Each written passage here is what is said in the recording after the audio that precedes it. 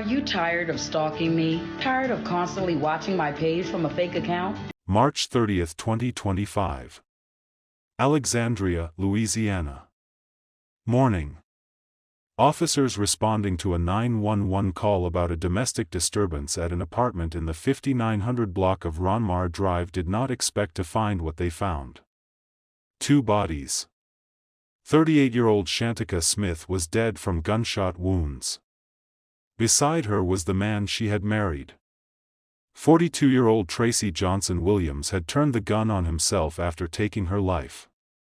The investigation that followed was classified as an apparent murder-suicide. What the investigation would also reveal was the gap between the marriage Shantika and Tracy had presented to the world and the one they had actually been living inside.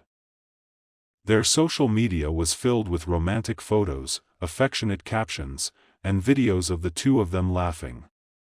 Friends and family described them as a couple that seemed to have everything. Behind that picture, Tracy had been tightening a grip that Shantika was only beginning to pull away from. She had a 9-year-old daughter. She had a young son.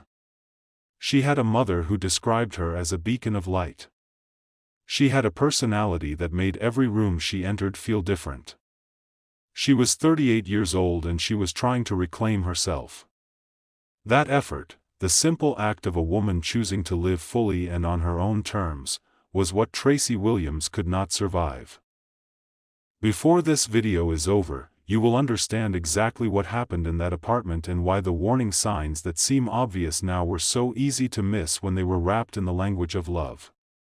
This video covers a domestic homicide involving a woman shot and killed by her husband, followed by his suicide. Details include descriptions of controlling behavior, emotional manipulation, and the death of a woman in her own home. Please use your discretion. Everything covered here is drawn from verified public sources, Alexandria Police Department statements, family accounts given to news outlets, social media posts made publicly by the victim and her husband, and community reporting in the aftermath of the deaths. Our goal is to tell Shantika's story honestly and to examine the specific dynamics that this case represents. If you or someone you know is in a situation involving controlling behavior, jealousy, or escalating tension with a partner, the National Domestic Violence Hotline is available 24 hours a day at 1-800-799-7233. That number is in the description below. March 30th, 2025. Alexandria, Louisiana. Let's go back to who Shantika was before we talk about how she died. Shantika Rika Danielle Smith was born on November 9, 1986, in Alexandria, Louisiana. She grew up close to her mother, Terry Smith, in a household where love was expressed through presence, through showing up, staying connected, and making sure the people you loved knew they mattered. From early on, Shantika was the kind of person who made an impression. Not because she demanded attention, but because she had a natural warmth that people felt before she said a word. You're obsessed.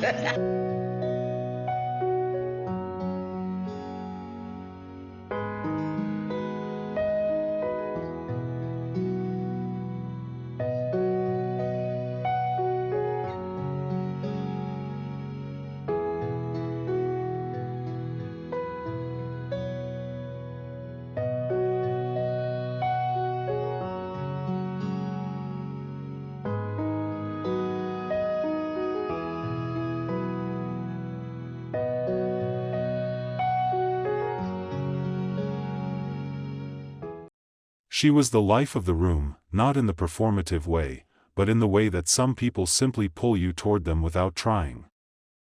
She attended Peabody Magnet High School, where she was active, connected, and memorable enough that teachers and classmates still spoke about her years later. She graduated with honors. She had ambition and she had style, and she moved through the world as though she understood that both were worth celebrating. As an adult, Shantika became known for her fashion sense, her confidence, and her unapologetic embrace of who she was.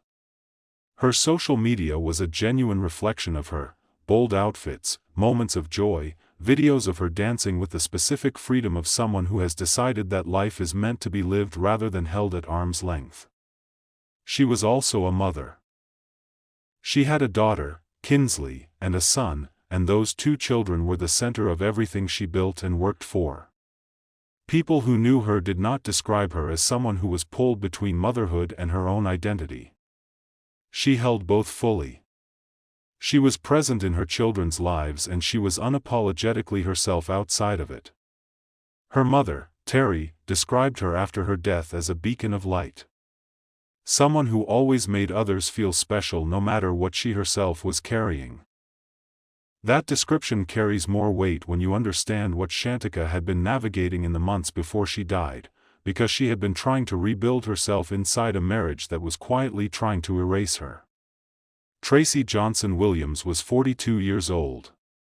By the time he and Shantika became a couple, he had already cultivated a persona that made him easy to be drawn to, attentive, charming, demonstrative. He made her feel seen. He surprised her. He was public about his love for her in the way that feels like security in the beginning. He also had a social media presence that mirrored hers, the two of them posting together, celebrating each other, presenting a relationship that looked, from every external angle, like the kind of love that the people watching it quietly envied. What was not on social media was what Tracy carried underneath the performance. He was insecure in the specific way that becomes dangerous. Not insecure in the way that causes someone to shrink or retreat, but insecure in the way that causes someone to want to manage the world around them until it matches the version they can tolerate. He needed control because he experienced Shantika's independence not as something that existed alongside their relationship, but as something that threatened it. When she went out with friends, it felt like a challenge. When she posted a confident photo, it felt like a provocation. When she came home from a night out and did not immediately account for her time in the way he required, it became an argument.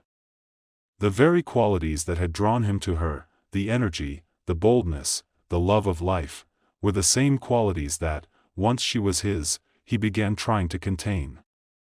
This is a recognized pattern in controlling relationships. The qualities that attract also become the qualities the controlling partner seeks to eliminate. Because those qualities represent autonomy. And autonomy, to someone who relies on control for their sense of stability, is experienced as a threat that must be managed or removed. Tracy managed it through escalating tension, jealousy, and emotional pressure. An apparent murder took place Sunday morning, sending shockwaves through the city. Alexandria police say at around 4:30 a.m. they responded to a domestic disturbance in the 5900 block of Ronmar Drive. Two bodies were discovered upon arrival, 38-year-old Shaterika Smith and 42-year-old Tracy Johnson. And when Shantika, who had spent years building herself into a full, vibrant, independent person, refused to be managed, the tension kept climbing. One of the most important details in this case is not what happened inside the apartment on Ronmar Drive. It is what happened on social media in the months before it. Tracy and Shantika posted regularly. Their feeds told a story of mutual admiration and affection. He posted videos of her, calling her his beautiful wife. He documented romantic moments and family gatherings. She posted photos that showed a woman happy in her relationship and confident in her life. To the people watching, there was nothing to be concerned about. The couple on social media was not the couple behind closed doors. And the gap between those two realities is exactly what makes coercive control so difficult to identify from the outside, and so difficult for the person experiencing it to name, because it is wrapped in the language of love. Tracy's jealousy was not loud in the way that abuse is often portrayed. It was not constant public scenes or visible physical confrontations that neighbors witnessed. It was the quieter, more intimate pressure of a partner who made Shantika feel that her independence was something she had to justify, explain, and apologize for. She had been living like this and managing it.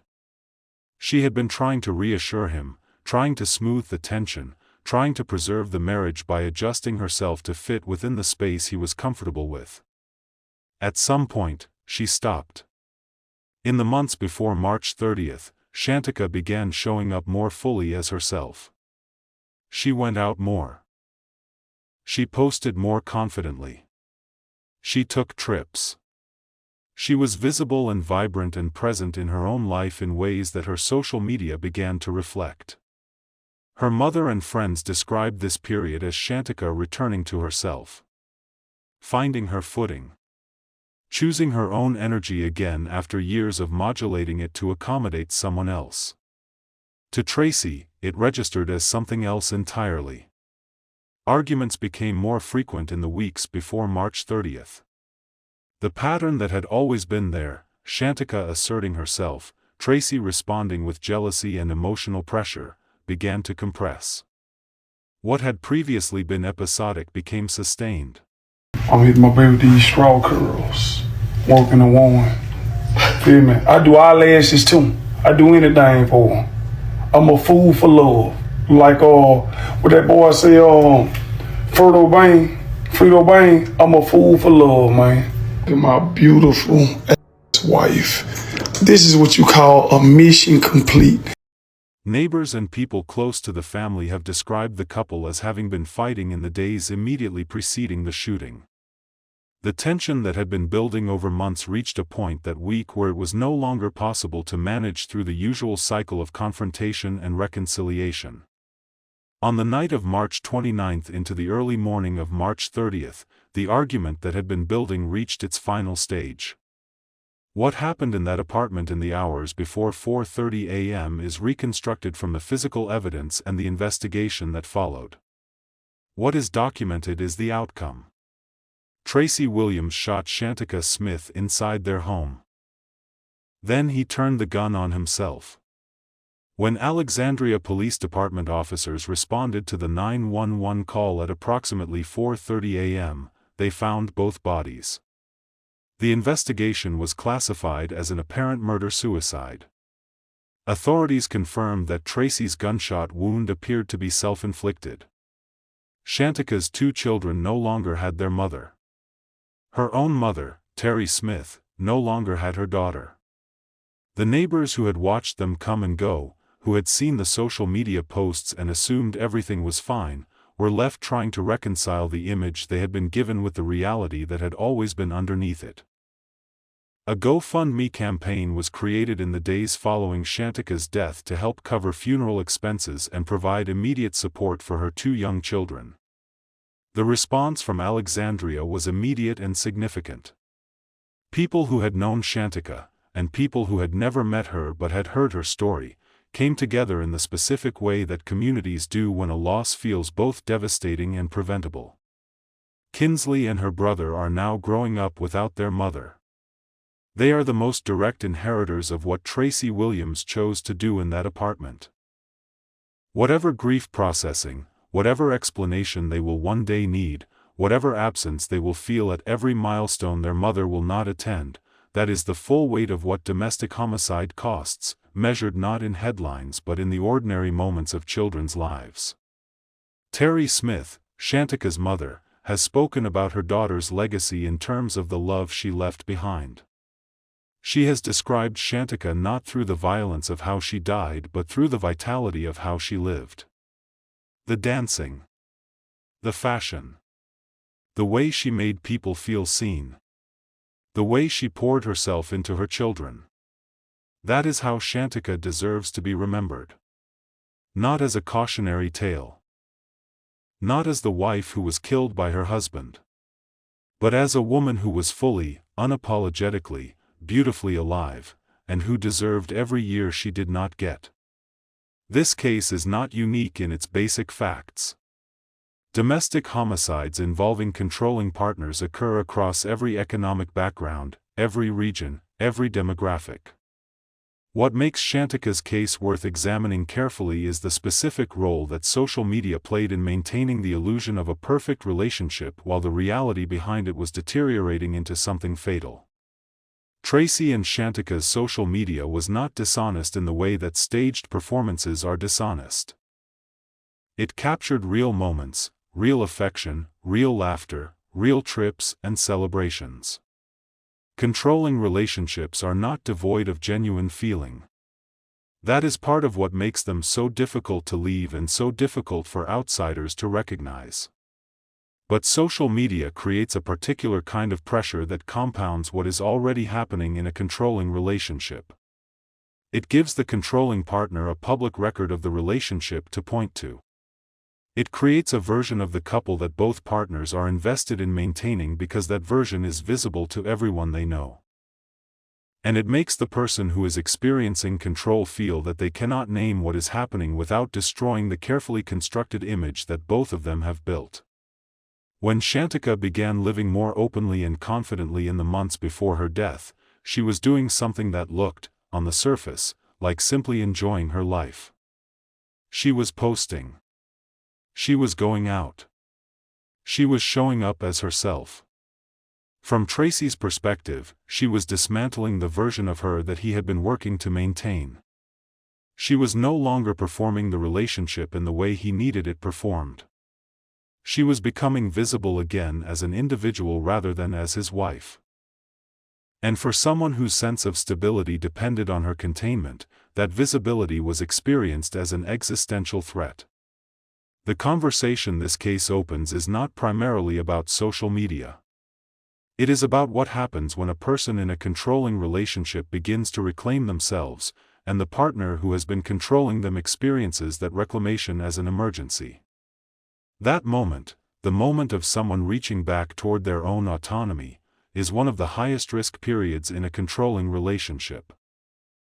The data on domestic homicide consistently shows that the period in which a victim asserts independence or begins moving toward separation is when the danger of lethal violence is at its peak. Shantika was not leaving. She had not announced an end to the marriage. She was simply being more herself. And that was enough. Tracy Williams is not a complex figure who deserves extended analysis of his psychology or his pain. He made a choice. A deliberate, violent choice that ended a woman's life and orphaned her children. Whatever he was feeling, whatever insecurity or rage or desperation lived inside him in the hours before 4:30 a.m. on March 30, 2025, does not explain what he did. It only describes what he chose to do with it. Shantika Smith was 38 years old. She had 2 children who needed her. She had a mother who loved her. She had a community in Alexandria that knew her name, knew her laugh, knew the way she danced. She had a future that had every reason to continue. She was killed for being herself. For being vibrant and independent and unwilling to live smaller than she actually was. For refusing, even gently and without drama, to fit inside the space that someone else's insecurity had assigned her. That is what coercive control ultimately demands of the people inside it, that they become less than they are. That they modulate, reduce, contain, and shrink. And when the person refuses, when they insist on existing fully, the person who has needed them to be smaller can respond with the most extreme violence available. The friends and family who knew Shantika and Tracy and saw their social media and believed the image they were shown were not naive. They were looking at what they were given. The warning signs of coercive control are not usually visible from the outside, because the person being controlled is still present, still smiling, still posting, still managing the public version of the relationship in order to survive the private one. What is owed to Shantika is honest telling of what happened to her and why. Not a framing that centers Tracy's feelings or his insecurity as though they were a force of nature rather than a series of choices. Not a softening of what coercive control actually is and what it actually costs. What is owed to her children is the memory of who their mother was before she died. The woman who danced like she owned the world. Who graduated with honors. Who dressed boldly and lived loudly and loved her children with everything she had.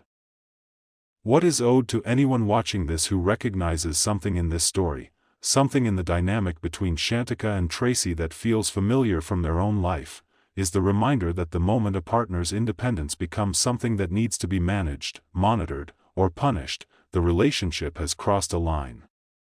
And that line, if it is not named and addressed, has a documented trajectory. Shantika Rika Danielle Smith. Born November 9, 1986. Mother, daughter, dancer, friend. A woman who made every room she entered feel different just by being in it. She was 38 years old. She deserved to grow old. If something in this story felt familiar, if the gap between the public image of a relationship and the private reality of it resonated with something you are living through, please reach out. The National Domestic Violence Hotline is available around the clock at 1-800-799-7233. The crisis text line is available by texting START to 88788. Both numbers are in the description below. Subscribe for more stories covered with the depth and honesty they deserve. In the comments, what do you think it would take for the warning signs of coercive control to be more visible to the people around a couple before a situation reaches its worst possible outcome? Everything covered here is drawn from verified public sources. Galveston police statements, family accounts given to news outlets, court records, and social media posts made publicly by family members in defense of the victim's character. Our goal is to tell Tiamoya Moore's story honestly and to examine this case with the seriousness it deserves, including the uncomfortable questions it raises about adolescent mental health and juvenile justice. The victim's name will be spoken with the respect she is owed. The 11th of September, 2025. Galveston, Texas. Let's go back to the beginning. Before she was a name on a police report, before her face appeared on GoFundMe campaigns and in social media memorial posts, Tiamoya Moore was a woman who had fought her way back from a version of herself she was not proud of. She was born on the 17th of July, 1991, in Lamar, Texas. Her earlier years had included struggles that she never tried to hide or minimize, relationships marked by pain and betrayal, and a battle with substance abuse that at its worst threatened to consume everything around it. She had 5 children, and it was those children, more than anything else, that became the reason she chose to fight. In the months leading up to her death, Tiamoya had done what so many people say they will do and never do. She got sober, she got clean, she found her faith. She began marking her milestones publicly on social media, not to perform recovery, but to hold herself accountable to it, to put her progress somewhere visible so that it felt real and worth protecting.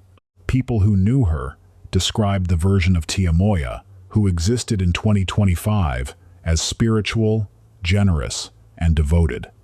The motherfucking shit of my life. My motherfucking stomach was... Tia will give you the shirt literally off of her back. Tia loved her kids, would do anything for her kids. She was very spiritual, very into God, changed her life around for God. Someone who would give you the shirt off her back and mean it. Someone who had earned the right to say she had changed because the change was evident in how she showed up every day. A friend described her plainly to reporters. Tia loved her kids. She would do anything for her kids. She changed her life around, for God. She was protective of her children in the way that mothers who have seen what damage looks like become protective. She set rules. She enforced consequences. She took phones away when behavior required it. She did not allow outside relationships into her children's private spaces in ways that she did not feel were appropriate. She was trying to keep her daughter from making the same mistakes she had made at the same age. That protectiveness would be reframed after her death by people who had never met her as control, as abuse, as the reason a 16-year-old picked up a gun. Her 13-year-old daughter, Kiki, would have something to say about that. Renee Moore was 16 years old. She was a competitive dancer, and in earlier years, photographs of her and Tiamoya showed a real bond, a mother calling her daughter her road dog, her firstborn, posting affectionate messages when Renea was in California for competitive dancing. Something shifted when Renea was around 12 years old.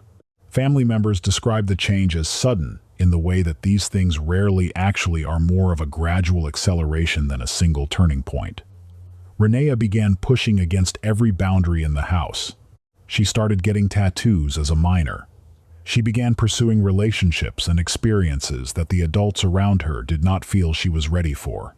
Her social media reflected someone trying to present as significantly older than she was. There was a missing persons report filed in June 2022. When she was around 13, she was found within 24 hours. But the fact of it told a story about where the relationship between mother and daughter had already arrived. Family members who spoke publicly after the shooting were careful to distinguish between rebellion and illness. Multiple people close to the situation noted that Renea's behavior suggested mental health challenges that had never been properly assessed or treated. Whether that assessment is accurate and what those challenges were is information that belongs to the legal and psychiatric process now underway.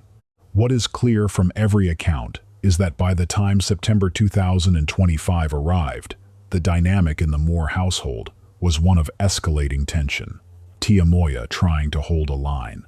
Renea refusing to accept any line at all. A mother who had pulled herself back from the edge trying to prevent her daughter from going over her own, and a daughter who experienced that effort as oppression rather than love. The argument that evening followed a familiar pattern, at least in its beginning. Raised voices, familiar grievances, the specific heat of a mother-daughter conflict that had been running for years and had never fully cooled. What triggered the final confrontation specifically remains a matter of some dispute among family members and early reporting. What is not in dispute is what happened at 7:49 p.m. Graciela Molina, a neighbor who lived directly across the street, was checking her mail. She heard Tia Moya screaming, and then the shots came. 5 of them, rapid succession, loud enough to reach into the walls of neighboring houses on either side. According to statements given by Tia Moya's other daughter after the fact, there was no physical altercation between mother and daughter in those final moments. Tia Moya turned around and screamed when she saw what Renea was holding. That scream, the last thing several witnesses heard her voice do, is what neighbors described in the immediate aftermath. That image of a mother turning toward her daughter and screaming in the moment before the gun was fired is one that the people who heard it from across the street have not been able to put down. Inside the home during those moments were Tia Moya's mother, an uncle, and a cousin. The grandmother heard every shot. She heard her daughter's final moments through the walls of the house. She was left to stand in the aftermath of something that her mind could not. When she heard yelling, she was just screaming, and I hear boom, boom, boom, boom, boom. And still cannot fully absorb her granddaughter, killing her daughter, while other grandchildren were somewhere in the same space. After the shots, Renea fled on foot. Officers responding to multiple 911 calls found Tia Moya on the porch, surrounded by shell casings. She was rushed to the University of Texas Medical Branch. She did not survive. And then, while the crime scene was still being processed, while investigators were still documenting evidence and officers were still on the property, Renea came back. She walked back to the house and into police custody without resistance, no struggle, no attempt to run again. She was taken to the Jerry J. Asmaro Juvenile Justice Center and held without bond on a charge of murder. Within days of the shooting, a different kind of damage began. As news of Tia Moya's death spread and Renea's name became attached to it, a narrative began circulating on TikTok and other platforms, suggesting that Tia Moya had been an abusive mother, that the violence Renea had committed was a response to years of trauma, that the real story was not a daughter who had killed her mother, but a daughter who had been driven to it. These claims accumulated thousands of views and shares from people who had no connection to the Moore family. They were built on fragments, partial context, misread posts, and the specific cruelty of social media, where the most emotionally provocative version of a story spreads fastest regardless of its accuracy. Tia Moya's 13-year-old daughter, Kiki, stepped into that noise and pushed back. She posted detailed, public statements defending her mother's memory. She said plainly, "My mother never abused us. My sister lied." She explained that Tia Moya's discipline consisted of taking away phones, restricting outside privileges, enforcing curfews and boundaries, the standard tools of a parent trying to hold a household together while raising children at different ages and stages. She stated that her mother did not allow outside relationships inappropriate access to her children's private spaces. She described a mother who was strict, but who was not abusive, and who was strict precisely because she had seen what happened when children were allowed to run without guardrails. Kiki was 13 years old when she wrote those posts. She had just lost her mother. She was simultaneously processing grief, trying to protect her mother's memory from people who had never known her, and watching her own image being misused because early viral posts had confused Kiki with Renea, circulating Kiki's videos and photos while falsely identifying her as the shooter. A 13-year-old girl who had just watched her family collapse was also being falsely accused of murder on the internet, while the correct information was trying to catch up to the wrong information already in circulation. The misinformation was eventually corrected on most major platforms. The damage it caused to Kiki during an already impossible period is not something that gets corrected. A childhood friend of the family who described herself as a cousine-like figure, Alicia Gissinger, spoke publicly about Tia Moya's character in the days following the shooting.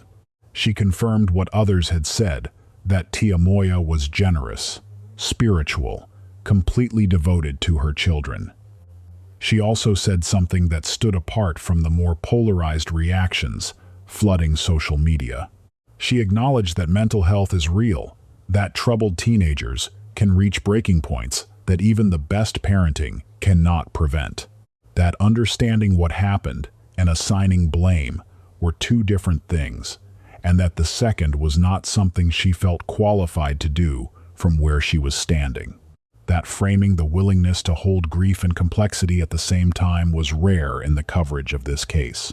Most of the public response landed in one of two camps: those who viewed Renea as a child who needed to be understood, and those who viewed her as someone whose actions demanded the harshest possible consequence regardless of her age. The family, living inside the actual loss, managed to hold both truths simultaneously in a way that most people watching from outside did not. Tia Moya's mother, the grandmother who was inside the house when the shots were fired, is now helping raise the remaining children. She is doing that while carrying what she heard through those walls on September 11th. She is doing it without her daughter. She is doing it without answers that feel adequate. A GoFundMe was established to cover funeral expenses. The financial weight of burying a loved one who died violently in their 50s is a reality that public conversations about these cases rarely acknowledge. Grief is expensive. The family paid for it. As of November 2025, no major public updates on the legal proceedings in Renea Moore's case had emerged. Juvenile cases carry confidentiality protections that adult criminal proceedings do not, which means the public may never have access to the full details of what happens next unless prosecutors move to try her as an adult, a decision that had not been publicly announced at the time of this recording. That decision, if it comes, will be one of the most consequential legal determinations in this case, and it sits at the center of a debate that American courts and communities have never fully resolved. On one side of that debate sits the science of adolescent brain development. The frontal lobe, the region most responsible for judgment, impulse control, and long-term consequence assessment, does not reach full maturity until the mid-20s. Teenagers process emotional information differently from adults. They feel things more intensely and regulate those feelings less effectively. This is not a theory or an opinion. It is documented, peer-reviewed neuroscience that has directly influenced Supreme Court decisions on juvenile sentencing going back more than 2 decades. From that framework, A 16-year-old who commits an act of extreme violence is not the same as a 30-year-old who commits the same act. Not morally equivalent. Not legally equivalent under the frameworks that have been established specifically because of that developmental reality. The juvenile justice system exists, in theory, to account for that difference, to prioritize rehabilitation and intervention alongside accountability. On the other side of that debate sits the specific facts of this case. 5 gunshots, a gun that was retrieved and used deliberately, a return to the scene after the fact, and a 15-year-old girl's empty desk at a school she had attended, and a 4-year-old and a 1-year-old who will grow up without their mother. The people who want Renea tried as an adult are not wrong to point to the severity of what she did. The people who want her case handled within the juvenile system are not wrong to point to her age and her documented mental health struggles. What they are both doing is trying to answer a question that American law has been arguing about for generations without arriving at a consensus. What does accountability look like when the person responsible is still, legally and biologically, a child? That question does not resolve in a 25-minute video. It does not resolve in a courtroom either. Not entirely, not in a way that satisfies everyone. What it does is sit with us, with the family, with the neighborhood, with anyone who has watched this case and found themselves unable to land cleanly on one side. Tiamoya Moore got sober. She found her faith. She showed up for her children every day in the specific, grinding, unglamorous way that recovery and motherhood both require. She was not a perfect woman. She had never claimed to be. She had been public about her struggles precisely because she wanted her recovery to mean something. She deserved to see her children grow up. The grandmother who heard those 5 shots through the walls of her own house deserved to have her daughter in her life. Kiki, 13 years old, deserved a mother. She also deserved not to be falsely identified as a murderer on the internet while she was in the early days of grief.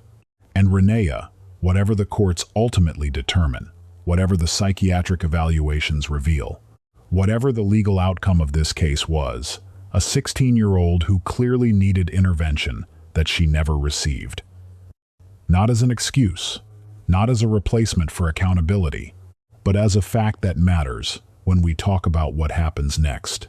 Multiple people close to the situation described Renea's behavior in the years before the shooting as consistent with significant mental health challenges that were never properly assessed or treated. If that is accurate, and it is consistent with what the family has said publicly, then somewhere in the years between age 12 and age 16, there was a window where something different could have happened. A mental health evaluation, a therapeutic intervention, something that addressed what was building in that household before it reached a porch on a September evening. That window closed. The consequences of it closing are a dead mother, a traumatized family, a 16-year-old girl facing murder charges, and 4 younger children being raised by a grandmother who is carrying more than any one person should be asked to hold. Tiamoya Moore's story does not end with her death. It continues in the children she left behind, in the grandmother keeping the family together, and in the questions this case leaves open about what we owe to struggling teenagers before the situations they are living in reach their worst possible conclusion. Tiamoya Moore was 33 years old. She had 5 children. She had fought for her sobriety and won. She was building something worth keeping. She died on her own porch on a September evening in Galveston, Texas. Her 13-year-old daughter defended her memory on the internet while grieving her. Her mother is raising her children. Her neighbors have bullet holes in their walls. If you are a parent watching this, and something in your household feels like it is escalating beyond what you can manage alone, please reach out. Here is drawn from verified public sources, Prince George's County Police Department statements, charging documents, court records, family and neighbor interviews confirmed by news outlets, and community reporting. Our goal is to tell this story with the full honesty it deserves and to examine the questions it raises without simplifying a situation that is genuinely complex. July 19, 2025.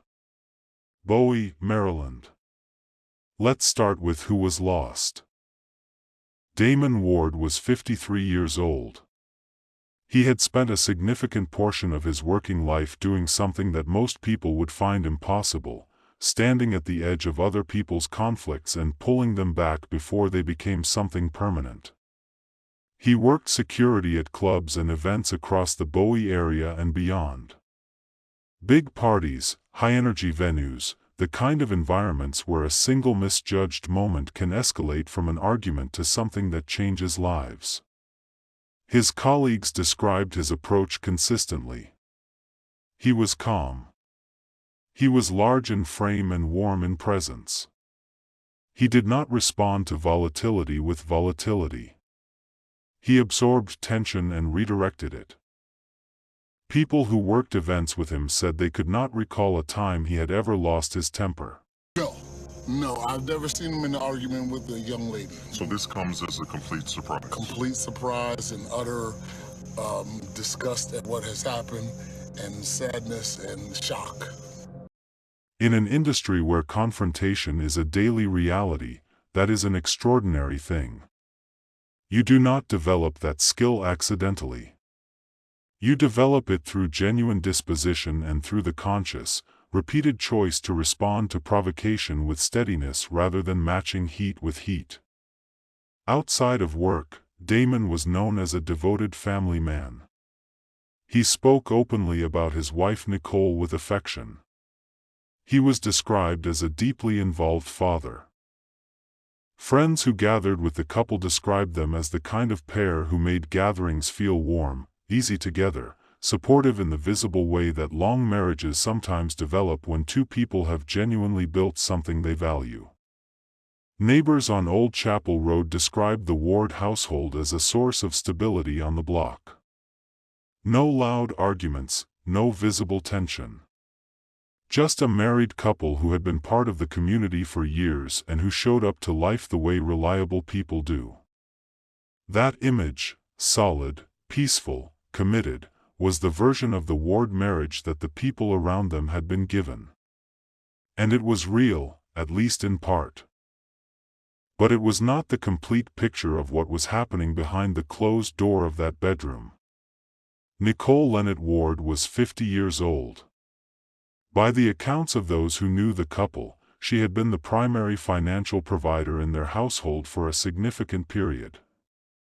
Damon's employment history had included stretches of instability, and Nicole had carried the weight of that without making it a public grievance.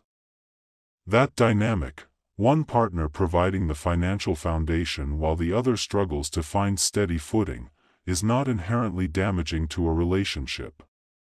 Many couples navigate it successfully. But it creates a particular kind of pressure that, when combined with other strains, compounds in ways that are difficult to see from the outside. Friends and family reported that in the months before July 19, Nicole had confided in people she trusted about her suspicions that something was wrong in the marriage. She had felt it before she could prove it.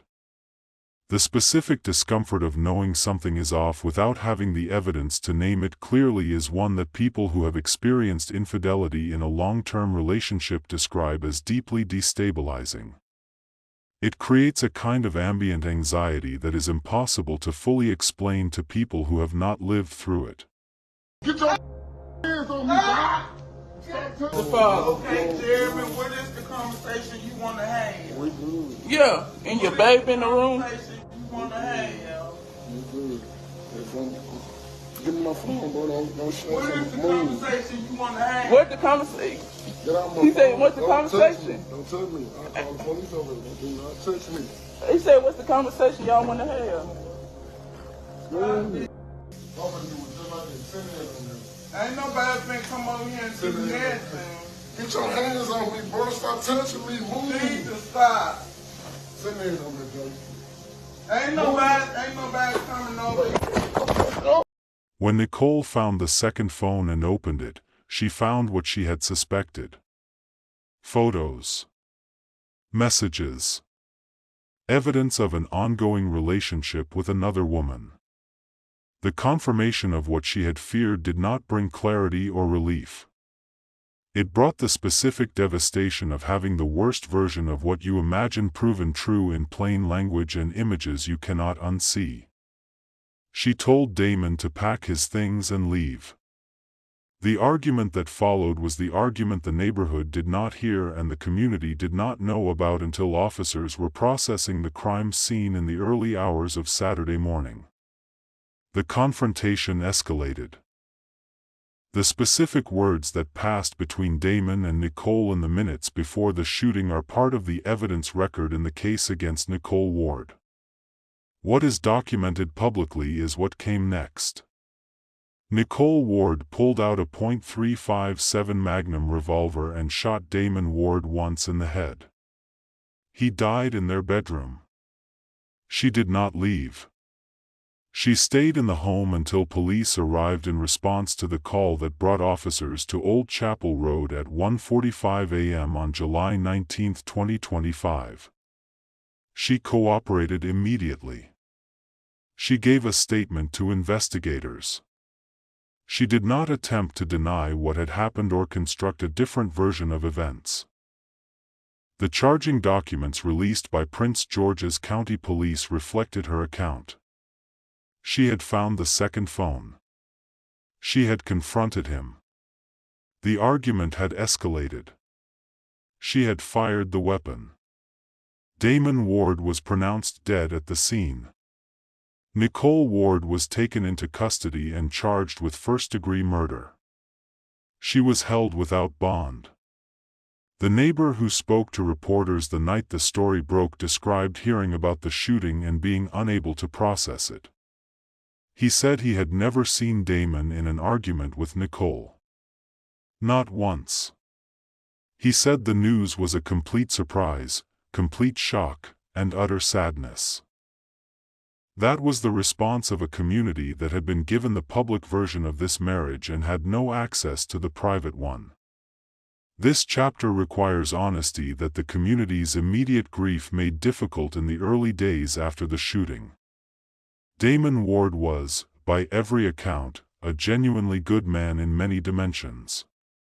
The warmth that his colleagues and friends described was real. The devotion to his children was real. The reputation as a peacekeeper was real and hard-earned. He was also a man who had been maintaining a secret relationship with another woman while married to Nicole, and who had, according to the investigation, been doing so for long enough that the evidence was significant. That detail does not change who he was at work or in his friendships or in his role as a father. It does not retroactively erase 30 years of the man his community knew. But it is part of the full truth of who he was inside this marriage, and a story about his death that omits it is not honest. The second phone, the one Nicole found, was not an isolated mistake or a brief lapse. The messages and photographs it contained pointed to a relationship that had been ongoing. Nicole had suspected something for months before she found the evidence. The friends she confided in knew she had been living with that suspicion before the confirmation arrived. This matters for understanding Nicole's state of mind at 1:45 a.m. on July 19. It matters for understanding what she was carrying when that confrontation began.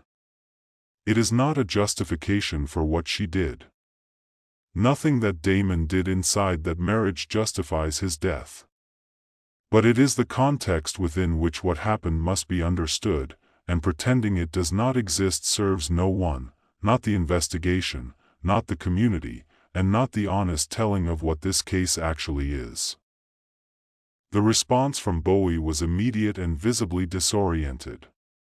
People who had known the Wards, neighbors, colleagues of Damon's, people who had seen them at gatherings and community events, described a specific kind of shock that comes not just from learning someone has died, but from having the image you held of a couple completely restructured in a single piece of information. The Ward marriage had been a reference point for what stability looked like. That is not an abstract thing. When people in a community see a couple as solid and happy over many years, that couple becomes part of the landscape. Their relationship is something people point to without always saying it out loud. So when that image collapses suddenly and violently, the grief is not only for the person who died. It is also for the version of the world that turned out to be less reliable than people had believed.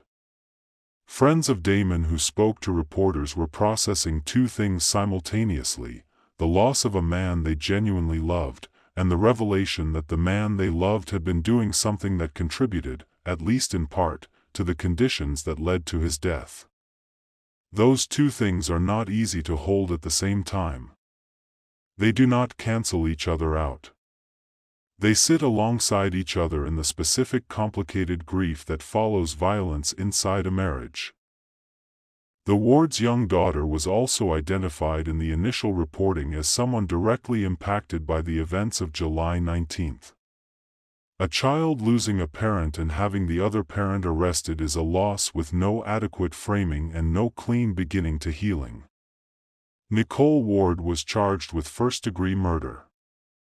In Maryland, first-degree murder requires the prosecution to prove premeditation, that the killing was planned or deliberate, not the result of sudden emotional reaction.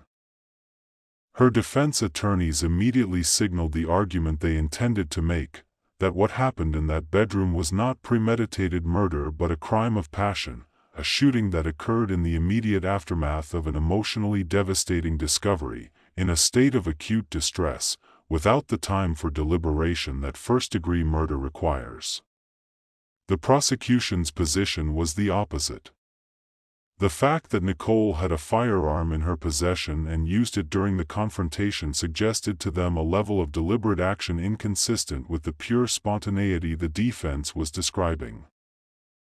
The argument, from the state's perspective, was that pulling a loaded weapon during an argument and firing it into another person's head is not an impulsive act in the legally relevant sense, regardless of what triggered it emotionally. This is one of the most contested and genuinely difficult areas of criminal law in domestic homicide cases. The difference between first-degree murder and voluntary manslaughter, which is what a crime of passion charge typically amounts to, is not just a legal technicality. It is the difference between a life sentence and a significantly shorter term of incarceration. It is the question of whether the law recognizes the specific kind of cognitive and emotional disruption that comes with discovering a partner's long-term betrayal in the middle of the night and treats it as relevant to culpability. Maryland law, like most jurisdictions, recognizes the concept of heat of passion as a mitigating factor in homicide cases. But that mitigation is not automatic.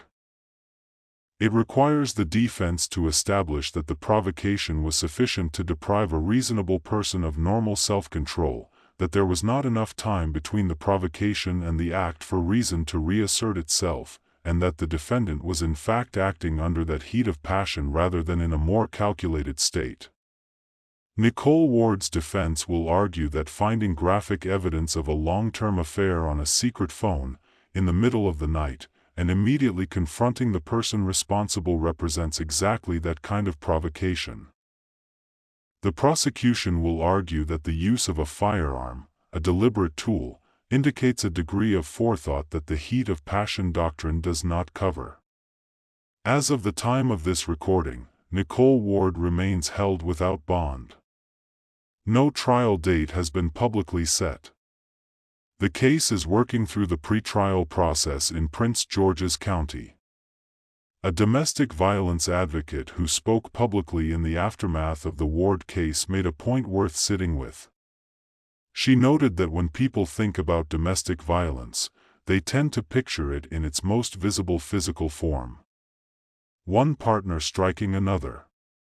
Injuries that can be photographed and documented. Patterns that fit neatly into the familiar frameworks of abuser and victim. But the forms of harm inside a marriage that do not leave marks, financial pressure, emotional manipulation, sustained deception, the specific damage of infidelity carried on over months or years, are also forms of harm. They do not justify violence. Nothing justifies what Nicole did in that bedroom. But they are real, they accumulate, and they do not exist in a separate category from the conditions that lead to violence. The advocate also noted something that is well documented in the research on intimate partner violence, that financial control and financial dependence within a marriage create specific vulnerabilities. Nicole had been the primary provider. That dynamic, over time, can create a situation where one partner feels both the weight of responsibility and the specific helplessness of believing that leaving is more complicated than staying, financially, logistically, emotionally. None of that is an explanation for what happened. But it is part of the landscape of what was happening, and ignoring it produces an incomplete understanding of a case that the legal system is now required to fully examine. The community in Bowie was also left with a question that domestic violence advocates hear repeatedly in the aftermath of cases like this: what could have been done differently? Were there moments where intervention was possible? Were there people who knew enough to have helped either Damon or Nicole access support before July 19 arrived? Those questions do not have clean answers. But they are the right questions to be asking, and Damon Ward's death, and Nicole Ward's arrest, make them impossible to avoid. Damon Ward deserved to live. Whatever happened inside his marriage, whatever choices he made about the affair that Nicole found evidence of on that second phone, he deserved to wake up on July 20, 2025, and have the chance to face the consequences of those choices through an argument, a separation, a divorce, the specific and painful but survivable process of a marriage ending. He did not get that chance. Nicole Ward made a choice in that bedroom that cannot be undone and that the legal system is now required to evaluate and respond to. Whatever the courts determine, whatever the balance between premeditation and passion, between accountability and context, there is a child who no longer has either parent present in the daily fabric of her life. That is the cost of what happened on Old Chapel Road, measured not in charges or sentences but in years. The image this community had of the Ward marriage was not a lie, exactly. The warmth was real. The history was real. The love, at some point, was real. But it was incomplete. And the gap between the image and the reality is exactly where these situations find the space to reach their worst possible conclusions, because when the people around a couple cannot see what is actually happening, they cannot offer help or intervention or the simple presence of someone who knows the truth and can say so. This case is a reminder that the marriages that look the most solid from the outside are not immune to the same pressures and failures and pain as any other. And that the silence people maintain to protect the image of their relationship, the silence that keeps infidelity hidden, that keeps financial strain private, that keeps the real arguments inside the four walls, is the same silence that prevents the people who might help from knowing that help is needed. Damon Ward was 53 years old. He spent his career keeping other people safe. He was described by everyone who knew him as genuinely kind, genuinely peaceful, and genuinely devoted to the people in his life. He died in his bedroom. Nicole Ward is 50 years old. She had carried this marriage through difficult years, financially and emotionally. She is now facing first-degree murder charges and is being held without bond while the legal process determines what comes next. Their daughter is growing up in the middle of both of those realities. If you are in a relationship where trust has broken down, where financial pressure is compounding emotional strain, where something feels seriously wrong and you are not sure how to name it or who to talk to, please reach out.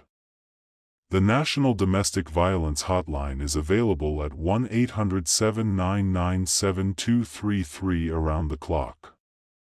The crisis text line is available by texting HOME to 741741. Both numbers are in the description. Subscribe for more stories covered with the depth and honesty they deserve. In the comments, what do you think the courts should consider in determining how to charge this case? Where is the line between first-degree murder and a crime of passion, and does that line feel right to you given the facts of this situation? Stay safe. Stay paying attention.